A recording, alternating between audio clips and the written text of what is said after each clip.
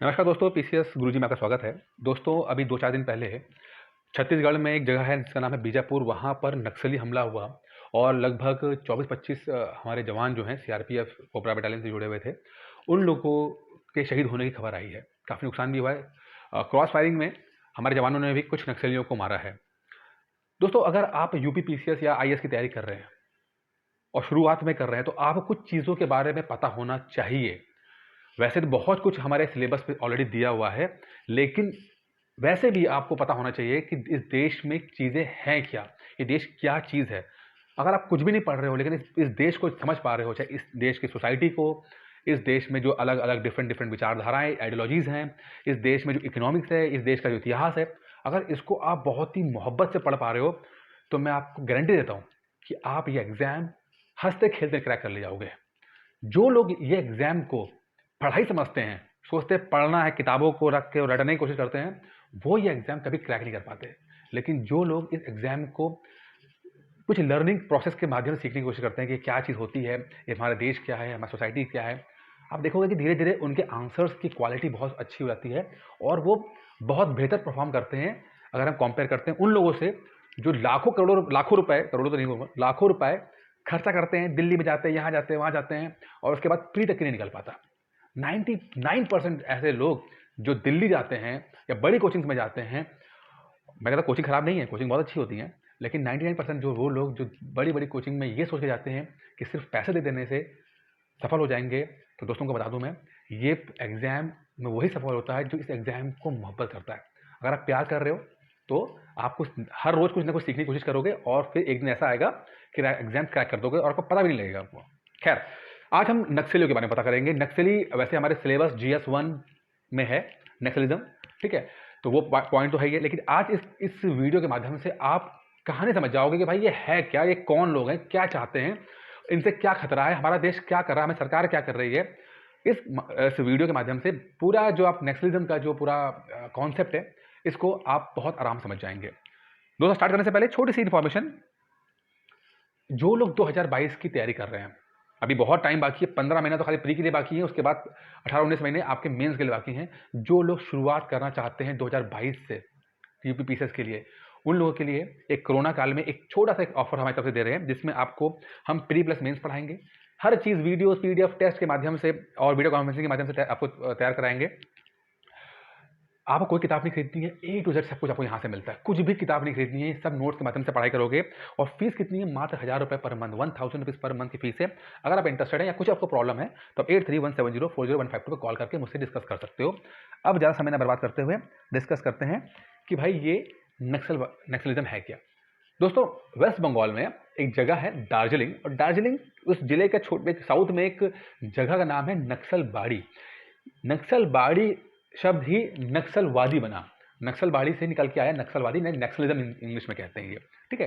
इस गांव में कुछ घटना घटी और इस घटना का जो मेन हीरो है वो है हमारा चारू मजुमदार। चारू मजुमदार 1918 में पैदा होता है।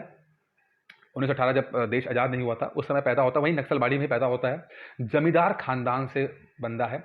उस वक्त की अगर हम बात करते हैं दोस्तों, तो वहाँ का जो उस समय का वक्त था, जमींदारों और किसानों के बीच में अजीब से संबंध थे। इसका मतलब क्या है? सारी खुशियाँ, सारा पैसा, सारी पावर जमींदार वर्ग के पास थी और किसान जिनके पास ज़मीन नहीं है, बेचारे वो एक ही काम करते थे, वो उन जमींदारों के खेतों को जोतते थे। इसके बिहाफ में बहुत थोड़ा-सा पैसा उनको मिलता था या थोड़ा-सा उनको अनाज मिलता था, जिससे किसी तरह से गुज़र-बसर हो रहा था किसानों का। सारी पावर, सारे सुख-सुविधा, सारी मौज-मस्ती, यहाँ तक कि कानून, समाज, सब कुछ जमींदारों के हक में है और किसानों के साथ कोई भी नहीं है, कुछ भी नहीं हो रहा उनका। ये वो वक़्त है। इसके ऊपर एक चीज़ और है, जमींदार लोग, सारी पावर उनके पास है, जमींदार लोग किसानों पे अत्याचार भी कर रहे हैं, उनको मार-मार के मजबूर कर रहे हैं कि तुम्हें काम करना पड़ेगा। तो ये वो वक़्त है जब गरीब होना अपने आप में अभिशाप है, ठीक है? काफ़ी विवाद हो जाता है, किसान जब बहुत प्रॉब्लम हो जाती है तो किसान खड़े हो जाते हैं, कहते हैं नहीं यार बहुत हो गया, अब तो हमें खड़ा ही होना पड़ेगा और वो विरोध करना शुरू करते हैं जमींदारों का। ज़्यादा मजबूत विरोध नहीं था, लेकिन हाँ, कुछ कहना शुरू करते हैं। इसी बीच में 1918 में, जैसे मैंने आपको बताया, कि एक जमींदार परिवार में चारू मजुमदार का जन्म होता है, जो बाद में, यानी कि जब 60s के दशक में जब इंडिया आज़ाद हो जाता है, वो पूरा एक मूवमेंट शुरू करता है और किसानों की तरफ से लड़ाई करता है। वो चारू मजुमदार जमींदार होते हुए भी किसानों की तरफ से उनकी हक की लड़ाई लड़ता है। ये जो कहानी है, ये जो स्ट्रगल रहा, धीरे धीरे किस तरह डेवलप हुआ आगे चल के पता लगेगा। लेकिन ये समझिए कि एक वर्ग जिसको जमींदार वर्ग है, वहां का लड़का ही दूसरे वर्ग यानी कि जो किसान वर्ग है, उन लोगों की समस्याओं को सॉल्व करने के लिए उनके साथ खड़ा होता है। तो चारू मजुमदार काफी एनर्जेटिक, काफी इंटेलिजेंट, काफी ऊर्जावान, थोड़ा सा बेसब्र किस्म का इंसान, हर काम जल्दी चाहिए, हर चीज जल्दी चाहिए उसको, सब्र नहीं होता उस बंदे से, ठीक है, ऐसा कैरेक्टर है। और अब ऐसे लोग जल्दी रुकते नहीं घर के अंदर। होता क्या है, जैसे थोड़ा सा बड़ा हुआ, थोड़ा सा मैच्योरिटी आई, 1930 के आसपास जाकर अगर वक्त आया जब 10, 12, 15 साल की उम्र उनकी होती है, तो जाके कांग्रेस ज्वाइन कर लेते हैं और कांग्रेस का जो आपका जो सिविल डिसोबीडियंस मूवमेंट होता है उसमें पार्टिसिपेट करते हैं। लेकिन बहुत जल्दी समझ जाते हैं कि यार ये आइडियोलॉजी मुझे पल्ले नहीं पड़ रही, ये आइडियोलॉजी समझ में नहीं आ रही है, बहुत सुस्त तरीके से काम करती है कांग्रेस, मुझे अच्छा नहीं लग रहा है। तो छोड़ के कांग्रेस को चले जाते हैं एक और पार्टी में जिसका नाम है CPI, communist party of India.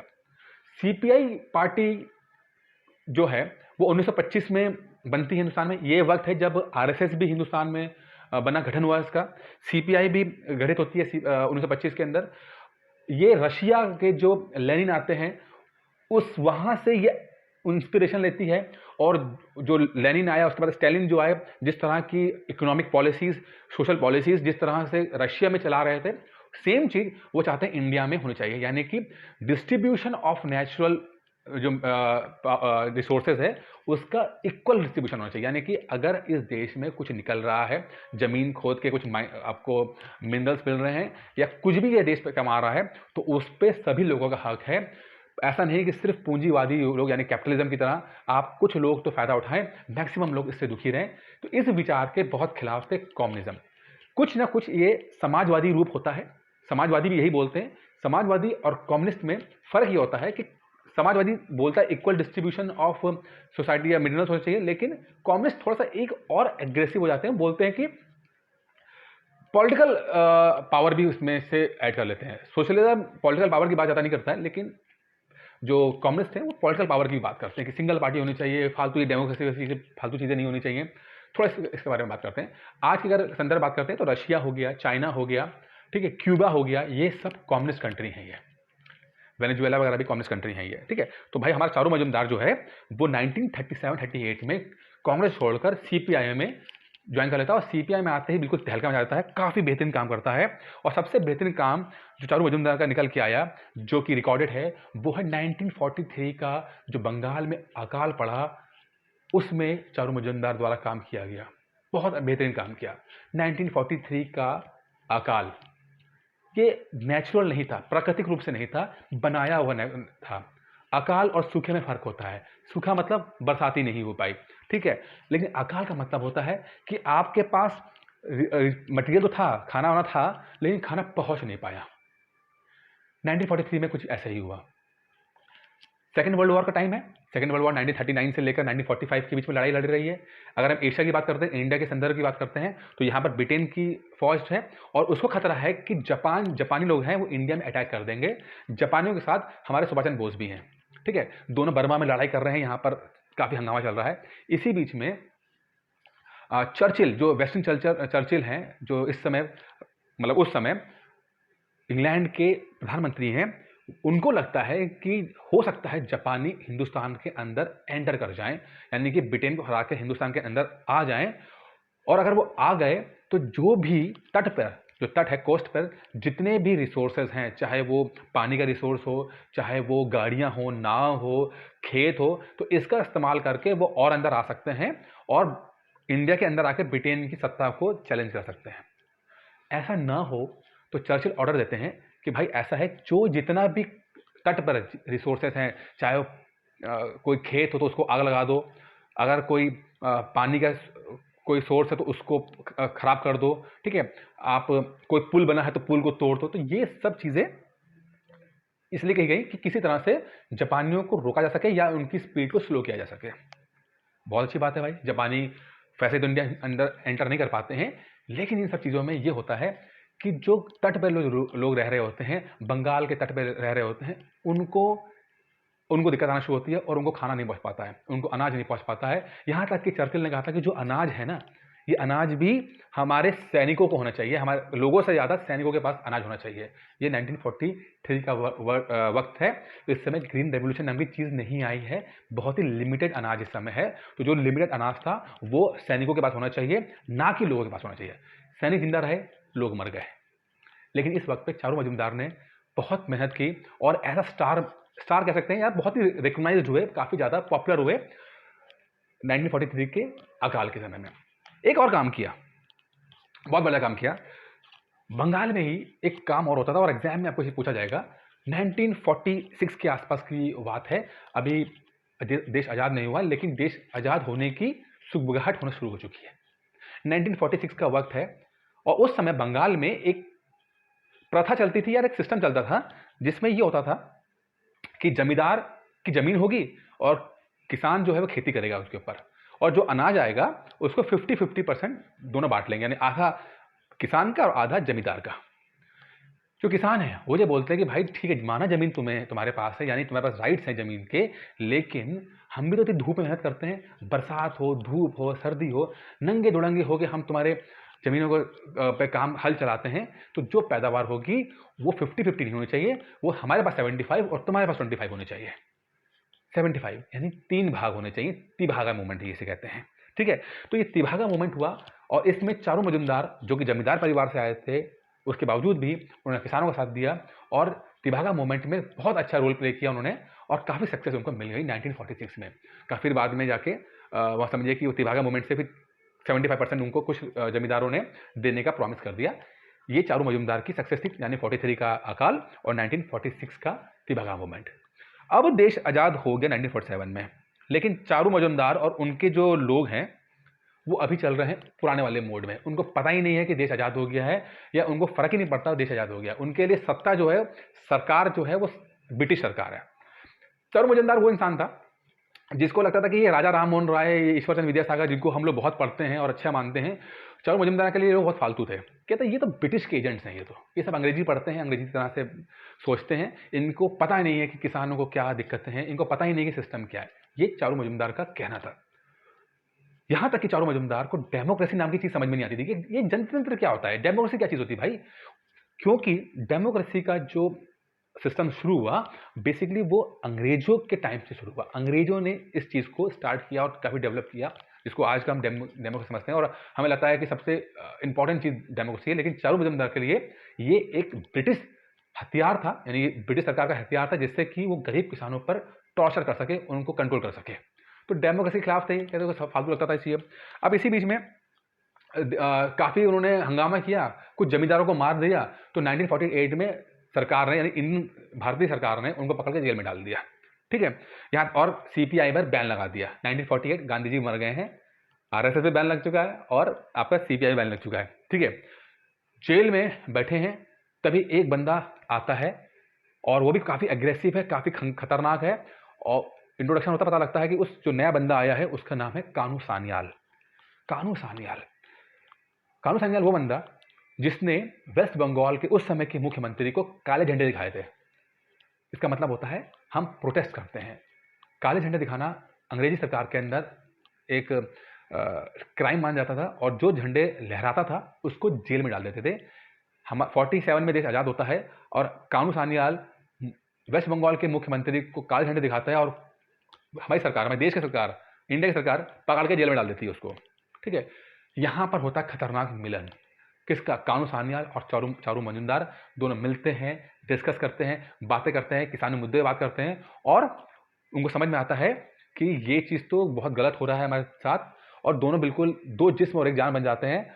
और धीरे धीरे कानू सान्याल 1952 में सीपीआई को ज्वाइन कर लेता है। मतलब दो आइडियोलॉजीज, दो लोग, दो लोगों की एनर्जी मिलके अब धीरे धीरे देखिए नक्सल मूवमेंट आना शुरू होगा। अब दो लोग मिल चुके, टीम बन चुकी है, और सीपीआई में जाकर कानू सान्याल ने 1952 में जाकर ज्वाइन कर लिया जाके, ठीक है। अच्छा, कानू सान्याल अभी तक 2010 तक जीवित रहे हैं, ठीक है। अब सीपीआई में जब गए तो इन लोगों की जो आइडियोलॉजी थी बड़ी खतरनाक थी।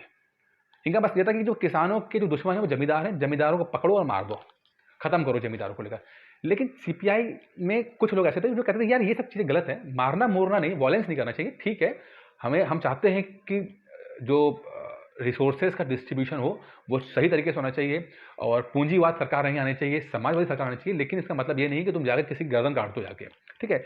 इस बात को लेकर सीपीआई में डिवीजन हो जाता है। कुछ लोग कहते हैं कि हम ठीक डेमोक्रेटिक तरीके से हम सत्ता में आएंगे, कुछ लोग कहते हैं कि फालतू चीज़ है, हम लोग हथियार के बल पे या हथियार से वायलेंस करके या लोगों को जो गलत कर रहे हैं उनको मार मूर के हमें आना है। उनका मतलब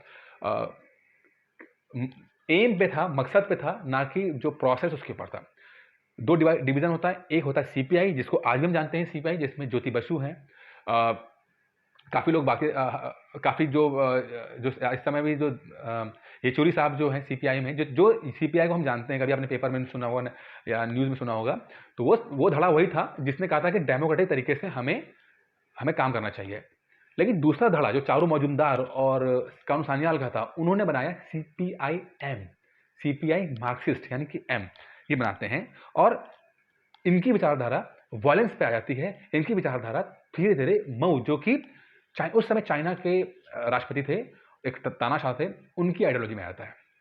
जो मार्क्सवाद रशिया में था, वो जब चाइना में आया तो माओ जेडोंग ने, जिनका नाम माओ जेडोंग था, उन्होंने उसमें अपनी परिस्थितियों के हिसाब से कुछ बदलाव किए और एक मऊवाद दिया, और वो चीज़ हिंदुस्तान में सीपीआई-एम के माध्यम से आई, यानी कि हथियार के माध्यम से हम लोग चीज़ों को लड़ेंगे और अपनी पावर सत्ता दिखाएंगे इसके अंदर, ठीक है।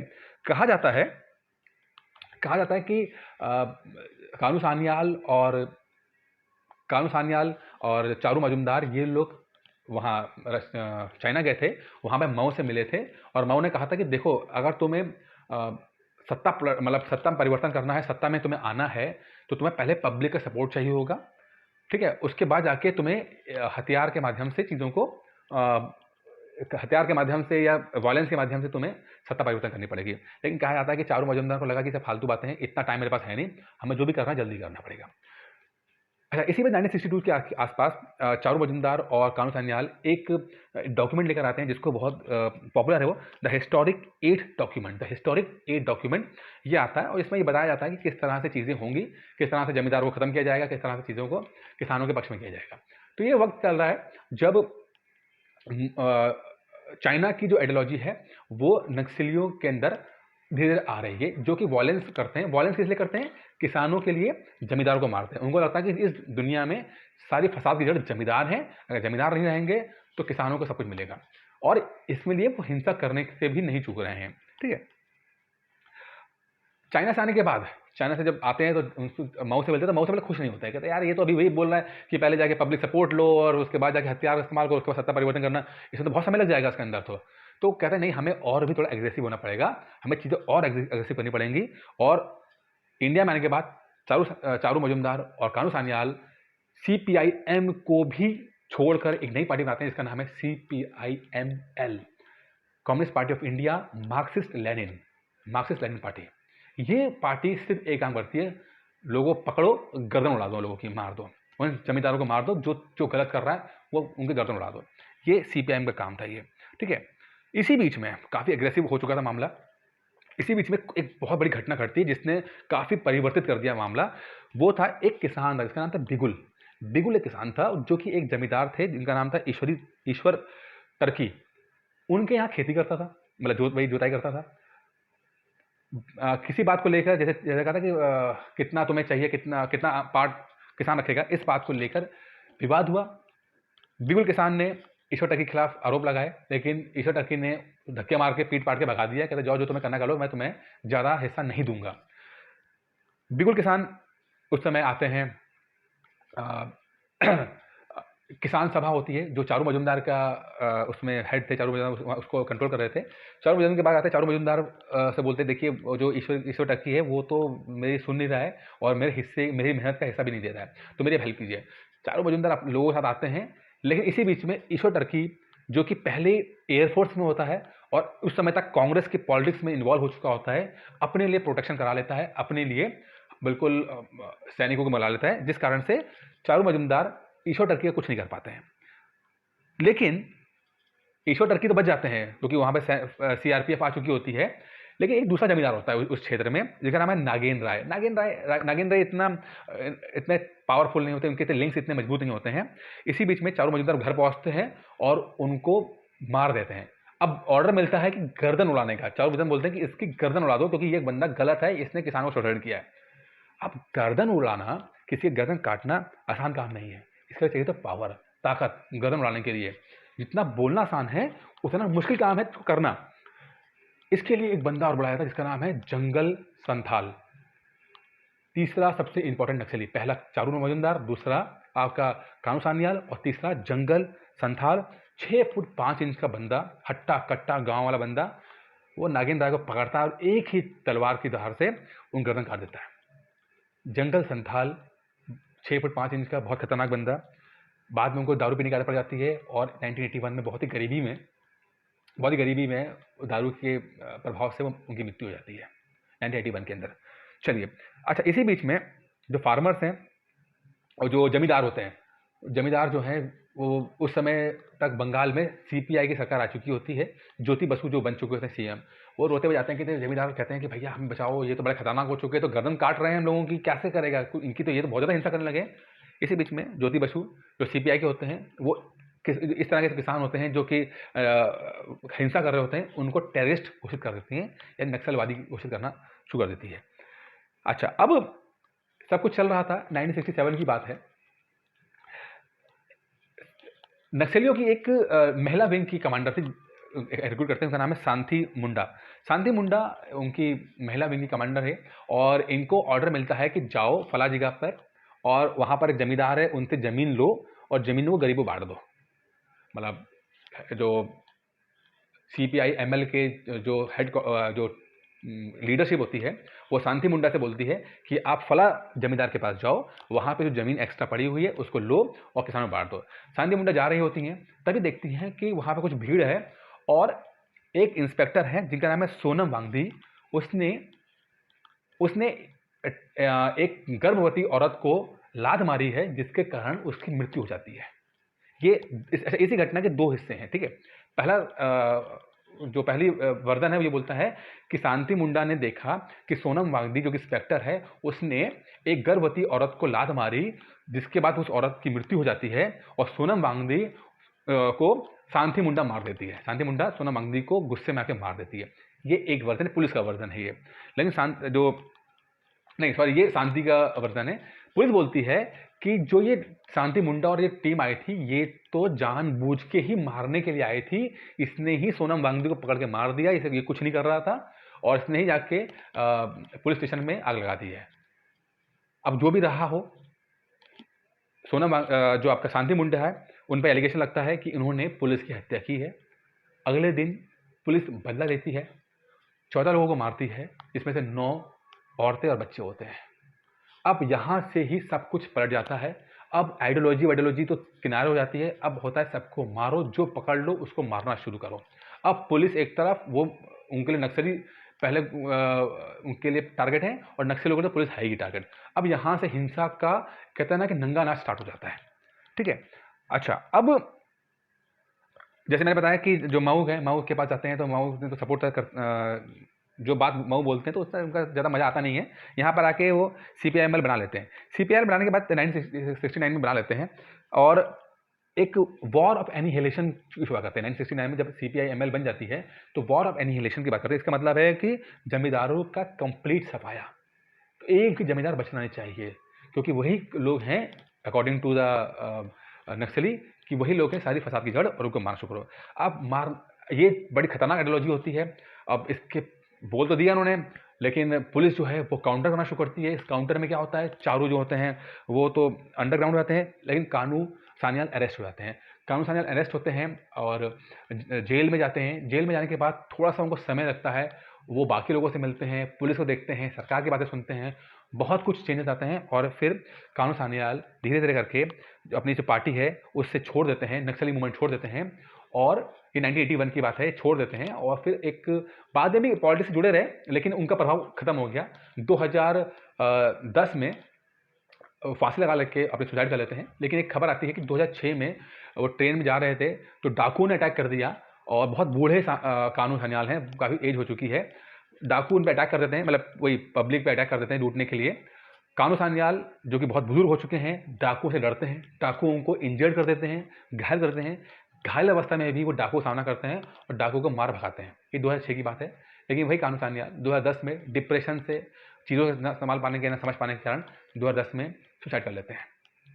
चारू को क्या होता है? चारू मजूमदार को जो कि इस समय अंडरग्राउंड है, पुलिस को पता लगता है कि एक जो चारू का बड़ा खास आदमी है वो कहीं पर है। पुलिस जाती है, उसको पकड़ लेती है। उसको पकड़ के इतना टॉर्चर करते हैं कि वो बेचारा चारू मजूमदार के बारे में सबको बताता है कि वो चारू मजूमदार कहाँ मिलेंगे, कैसे मिलेंगे। पुलिस जाती है, चारू को पकड़ लेती है। हफ्ता भर पुलिस इतना बुरा मारती है, इतना बुरा चारू को मारती है, कहते हैं कि पुलिस स्टेशन के बाहर सिर्फ चारू की आवाज़ें गूंज रही होती हैं, चीखें गूंज रही होती हैं। न किसी वकील से मिलने दिया जाता है, न उनके परिवार से मिलने दिया जाता है चारू को, न किसी मजिस्ट्रेट के सामने उसको पेश किया जाता है। और कहते हैं ना, बुरी तरह मारने के बाद चारू मजूमदार इतनी मार सहन नहीं कर पाते हैं और 1972 में कोलैप्स हो जाते हैं, ख़त्म हो जाते हैं। 1972 में चारू मजूमदार जो कि सबसे बड़ा लीडर था वो ख़त्म हो गया है। कानू सान्याल ने नक्सलवादी मूवमेंट को छोड़ के बाकी एक नया रास्ता बना लिया है। ये था नक्सली मूवमेंट। अच्छा, अब चारू खत्म हो गए, कानू चले गए, तो अब हुआ क्या? एक पॉलिटिक्स हुई। क्योंकि चाइना देख रहा था कि ये जो मूवमेंट है, ये मूवमेंट कहीं ना कहीं भाई हमें तो अपना इंस्पिरेशन दे रहा है, कि हमें तो अपने से जोड़ रहा है। धीरे धीरे चाइना जो है वो वहाँ पर हथियार देना शुरू करता है, लोगों को ट्रेन करना शुरू करता है, और वो मऊवादी हो जाते हैं, मतलब मऊ की आइडियोलॉजी को करने वाले हो जाते हैं। गलत लोग आ जाते हैं। अच्छा, चारू मजूमदार और कानू सान्याल, इनके इरादे ठीक थे, बट ये थे कि भाई जमींदार जो शोषण करते हैं उनसे बचाना किसानों को, लेकिन तरीके बहुत गलत था। हथियार वायलेंस से देखिए ये चीज़ होती नहीं है, ठीक नहीं होती है। उनके तरीके गलत थे, इरादे सही थे, लेकिन जो बाहर के लोग आए उनके तरीके भी गलत, उनके इरादे भी गलत, उनके हर हरकतें गलत। चाइना ने मिसयूज़ किया गरीब भोले वाले आदिवासियों को, और हथियार दिए, बहुत कुछ इनके साथ किया। बाद में धीरे धीरे जब शांति अभी भी जिंदा है, कानू सान्याल 2010 तक जीवित रहे, इन दोनों ने कहा कि जो मूवमेंट, नक्सलवादी मूवमेंट शुरू हुआ था 60s में, दशक में, वैसा मूवमेंट नहीं है। गलत लोग आ चुके हैं, गलत इनकी आइडियोलॉजी है, ये काफ़ी खतरनाक है ये। तो शांति और कानू इस बात को बिल्कुल एग्री नहीं करते हैं कि जो हम चाहते थे वो ये जो चाहते हैं गलत है। अच्छा, अब धीरे धीरे सन 2000 के आसपास आ जाता है। अब सरकार एक काम करती है जिसको जानना बहुत जरूरी है आपको। 2004 के आसपास, 5 में इनफैक्ट कहते हैं, 2005 में छत्तीसगढ़ में रमन सिंह सरकार है, बीजेपी की रमन सिंह सरकार है। कांग्रेस का एक नेता है जिनका नाम है महेंद्र कर्मा। महेंद्र कर्मा कांग्रेस के नेता हैं। वो सरकार के पास आते हैं और बोलते हैं, देखिए साहब, ये जो नक्सली है ना, ये बड़े खतरनाक हैं, और इनको काउंटर करने के लिए हमें इन्हीं की तरह सोचना पड़ेगा, इन्हीं की तरह लोगों को रिक्रूट करना पड़ेगा। ऐसे ही लोग रिक्रूट करने पड़ेंगे जो कि जंगल को समझ सकते हैं, जंगल को पहचानते हो, जंगल के रास्ते जानते हो, और हमला करके छुपने हुए पता हो। तो महेंद्र कर्मा एक प्रपोजल देते हैं कि हम लोग एक सलवा जुडम नाम की एक आर्मी बनाते हैं। सलवा जुडम, इसका मतलब होता है आदिवासी भाषा में शांति का कारवा, ठीक है, कारवा ऑफ पीस। इसका मतलब है कि हम लोग जो नक्सली, जो आदिवासी हैं, जो 15 साल के, 17 साल के, 18 साल के हैं, इनको हम ट्रेन करेंगे, इनको हम हथियार चलाना सिखाएंगे, और यही लोग जाकर नक्सलियों से भिड़ेंगे। क्योंकि जंगल को ये लोग भी जानते हैं, तो बेहतर तरीके से नक्सलियों को सामना कर सकते हैं। क्योंकि जो हमारी पुलिस है वो शहर में रहती है, कहीं और से आए तो उनको पता नहीं होता कि जंगल कैसा है, जंगल में कहाँ जाना है, कहाँ रुकना है, क्या करना है। सलवा जुडम 2005 बनता है। कांग्रेस के महेंद्र कर्मा थे, ये पहले भी नक्सली, पुराने नक्सली थे, काफ़ी बड़े लीडर थे, बन गए थे उस समय तक। बीजेपी सरकार इसको बिल्कुल हाथों हाथ मान लेती है। मतलब समझिए कि दो पार्टियां, कांग्रेस और बीजेपी, एक दोनों अपोजिट हैं, लेकिन महेंद्र कर्मा के प्रपोजल से दोनों इस बात को मान लेते हैं, और चलो सलवा जुडम बन जाता है। सलवा जुडम बनता है 2005-6 में बन जाता है। नए नए आदिवासी लोगों को हथियार दिए जाते हैं, और ये हथियार वो लोग नक्सलियों के खिलाफ लड़ना शुरू करते हैं।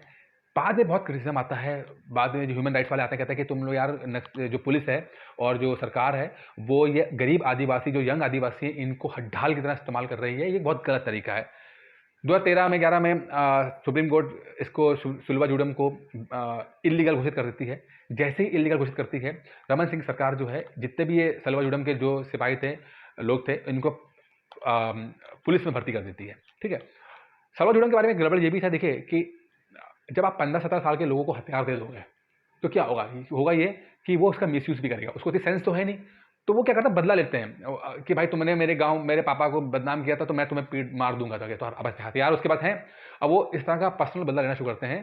धीरे-धीरे क्या हुआ, उधर नक्सली प्रेशर डाल रहे हैं, उधर ये सलवा जुडम वाले प्रेशर डाल रहे हैं, तो जो गरीब लोग थे, वो लोग त्रस्त हो गए और उन्होंने कहा जब मरना ही है, तो जाके नक्सलियों से जाके मिल जाते हैं, नक्सली में नक्सलवादी मूवमेंट में जुड़ जाते हैं, वहीं पे कुछ ना कुछ होगा, नहीं तो ये पुलिस वाले तो हमें मार-मार के और सलवा जुडम वाले तो हमें मार-मार के खत्म कर देंगे। ठीक है? तो ये इस कारण से भी बहुत ज़्यादा नक्सल मूवमेंट जो है काफ़ी मजबूत हुआ। सलवा जुडम खत्म कर दिया गया बाद में, अब पुलिस वहाँ पे लगी रहती है। काफ़ी ज़्यादा प्रॉब्लम रहती है। देखिए पिछले 7-8 साल के अंदर तो वैसे जो फैलाव हुआ है नक्सलवाद मूवमेंट का, वो काफ़ी कम हो गया है। अब छत्तीसगढ़ और झारखंड में थोड़ा-सा जगह रह गया है। लेकिन अब सरकार को क्या करना चाहिए? देखिए 2-3 बातें समझिएगा, बहुत इंपॉर्टेंट है। अगर आप यहाँ तक पहुँच गए हो इस वीडियो में समझिएगा कि सरकार जो है, वो आप इनसे देखिए हथियार से जीत सकते हैं, ठीक है? आप लोग जंगल को इनसे बेहतर जानते नहीं हो, कुछ कर लो, कोई टेक्नोलॉजी ले आओ, आप जंगल को इनसे बेहतर नहीं जानते हो, जंगल में इनको जीत पाना मुश्किल है। और वैसे भी देखिए ये अपने लोग हैं, माना ये थोड़ा बहक गए हैं, जो मूवमेंट शुरू हुआ था वो अलग था, आज अलग हो चुका है। लोग बोलते हैं नक्सली, बोलते हैं, मैं कहता हूँ माओवादी है। नक्सल मूवमेंट तो खत्म हो गया ना, चारू मजुमदार के साथ वो खत्म हो गया। तो आप कभी नक्सल को गलत शब्द का इस्तेमाल कीजिए। मेन तो है ये माओवादी है। नक्सल वाले होते तो गरीब किसानों के लड़ते, ये लोग तो मिसयूज कर रहे हैं पावर, ये सत्ता पाना चाहते हैं ये, ठीक है? तो इन लोगों को, है तो अपने लोग भोले वाले किसान आदिवासी लोग हैं, तो इनको सरकार को चाहिए कि ये इनको टेबल पे लेकर आए, इनको प्यार से थोड़ा भरोसे के साथ इनको इन्वॉल्व करे, ठीक है? थोड़ा झुकना पड़े तो झुक जाइए, लेकिन अगर ये जो लोग हैं, अगर इनको लगेगा कि आप जो सरकार है वो इनके बारे में सोच रही है, तो काफ़ी सपोर्ट करेंगे और ये जो नक्सल मूवमेंट है, जिसको हम कैसोगढ़ नक्सल मूवमेंट है, वो खत्म हो जाएगा।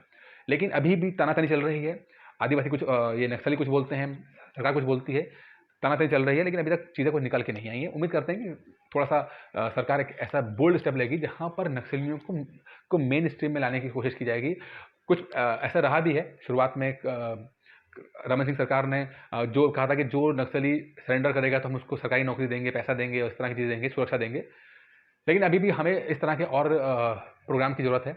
अभी ज़्यादा नहीं हो पा रहा है, लेकिन इसी को रोकने के लिए, क्योंकि 2005 में मनमोहन सिंह सरकार ने कहा था कि सबसे खतरा बड़ा जो है नक्सली जो है सबसे बड़ा खतरा है, उसको रोकना पड़ेगा। खैर, इसमें अलग-अलग टेक हो सकता है। मुझे लगता है कि जो नक्सली हैं, जो पुराने नक्सली, उनका तरीका गलत था, लेकिन वो आदमी सही थे, उनकी आइडियोलॉजी सही थी, मतलब उनका विचारधारा सही थी। लेकिन आज के जो हैं वो नक्सली नहीं है, वो माओवादी हैं। उनको माओवादी कहा जाए तो ज़्यादा बेहतर रहेगा, क्योंकि इनके अंदर वो नक्सलवाड़ी से जो निकली सोच है, उसका कोई भी अंश नहीं है। ये लोग पॉलिटिकल सोच से ग्रसित हो चुके हैं, ये माओवादी सोच से ग्रसित हो चुके हैं। तो इनको दमन करना ज़रूरी है, लेकिन दमन से बेहतर है कि इनको जो लीडर हैं, जो गलत बहका रहे हैं, तो उनको तो खत्म कर सकते हैं, लेकिन जो आम आदिवासी है, तो उनको तो मौका देना चाहिए कि वो मेन स्ट्रीम में आकर अपने जीवन को दोबारा तरीके से, बेहतर तरीके से कर सकें। बाकी जो भी नक्सल मूवमेंट में जो भी होगा, मैंने तो फिलहाल आपको कहानी सुना दी है। उम्मीद करता हूँ आपको मोटा-मोटा आपको आइडिया मिल गया होगा। चारू मजुमदार के बारे में, कानू सान्याल के बारे में पता लग गया होगा, जंगल संथाल के बारे में पता लग गया होगा। और थोड़ा-सा आपको अब जो GS1 का जो पेपर आएगा, तो उसको सॉल्व करने में थोड़ी-सी आपको समझ में आएगा कि नक्सली और माओवादी में क्या फ़र्क है, क्या क्या कारण रहा, तो उसको आप अपने आंसर को बेहतर तरीके से लिख सकते हो। तो मेरी कोशिश रहेगी कि आप लोगों को इसी तरह से कुछ टॉपिक्स दिए जाएँ, जो कि आपकी अंडरस्टैंडिंग इंडिया को लेकर बेहतर कर सकें। बाकी दोस्तों, कोर्स है, अगर कोर्स आप करना चाहते हैं, तो आप मुझे कॉल कर लीजिएगा, वहाँ पे आपको बात कर ली जाएगी। बाकी इस वीडियो में दोस्तों इतना ही था। धन्यवाद।